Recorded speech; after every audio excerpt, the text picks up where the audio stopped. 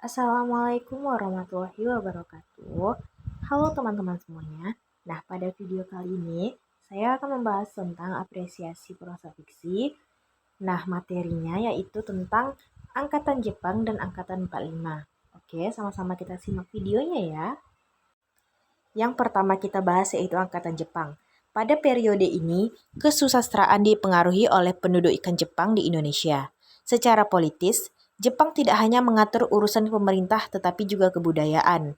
Pada masa ini, Jepang mewajibkan bahasa Indonesia sebagai pengantar sekaligus melarang penggunaan bahasa Belanda, bahasa Indonesia dalam masyarakat.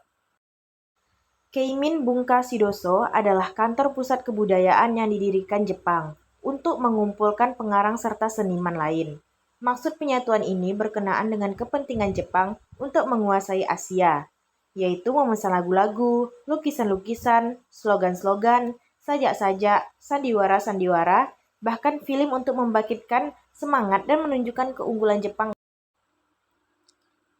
Pada angkatan Jepang ini terdapat dua karakteristik sastranya. Yang pertama, jenis sastra atau genre. Pada masa ini, dua jenis karya yang paling dominan tumbuh subur yaitu cerpen dan drama. Yang kedua, sifat. Sastra pada periode ini bersifat realistis. Sifat ini dibagi tiga yaitu realistis propaganda, realistis tersembunyi, dan realistis simbolis.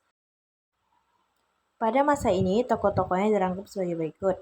Yang pertama, Usmar Ismail. Yang kedua, El Hakim. Ketiga, Rosihan Anwar, Amal Hamzah, Maria Amin, Nur Syamsu, Marlupi, dan Munir Syamsul Asar. Yang kedua yaitu Angkatan 45.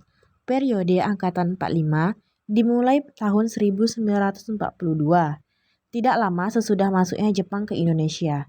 Periode ini merupakan pengalaman dan saat yang penting dalam sejarah bangsa dan juga sastra Indonesia.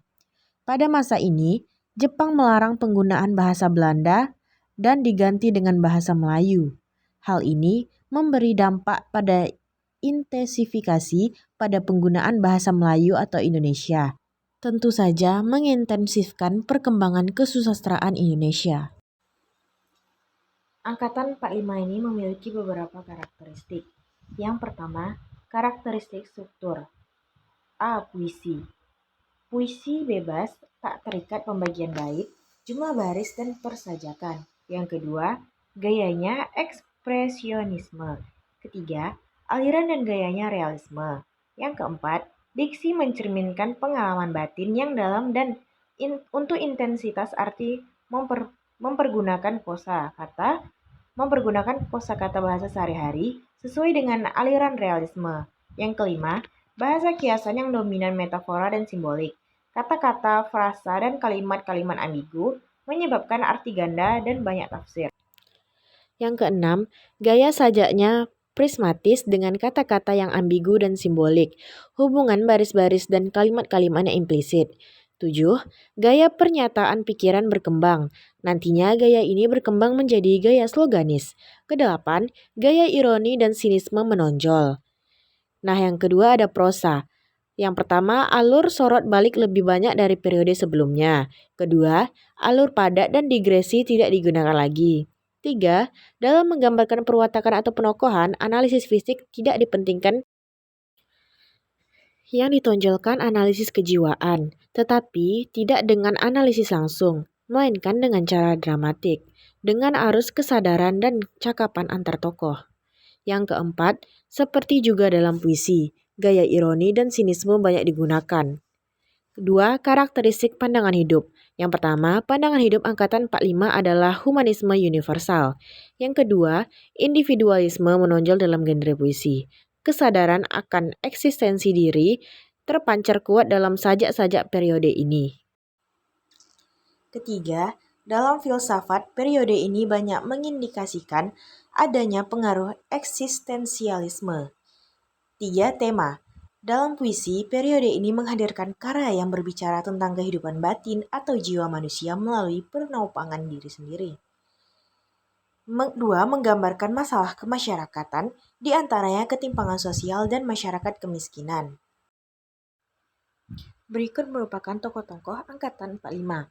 Yang pertama ada A.S. Darta, Abu Hanafi, Akdiat Kamiharja, Ao Kartahamyaja, Amal Hamzah, Asrul Sani, Bahtiar Siagian, Bakri Siregar, Bandaharo Harahap, Buyung Saleh, Khairil Anwar, Dodong Jiwa Praja, HB Yasin, Ida Nasution, Idrus, Kirja Mulia, MA Juhanama, Mahamanto, Maria Amin, Mokhtar Lubis, Nurhayati Suhardini, Nugroho, Nur Syamsu, Pramudia Anantatur. Rifai Apin, Rukiah, Rustandi Kartakusuma, Sitor Situmorang, ST Nurani, Taslim Ali, Toto Sudarto Bahtiar, Usmar Amil, Utui Tatang Sultani, WS Rendang, Waluyati. Karya sastra angkatan 45. Nah, saya mengambil contoh 3 Menguak Takdir, karya Asrul Sani, Khairil Anwar, dan juga Rifai Apin. Nah, karya sastra ini merupakan kumpulan syair dari Asrul Sani, Khairil Anwar, dan Rifai Apin. Ketiga penyair tersebut mengungkapkan perasaan mereka yang tertuang di dalam syair-syair yang telah mereka tulis. Oke teman-teman semuanya, itu penjelasan dari materi yang telah aku paparkan. Stay tune terus ya untuk video selanjutnya.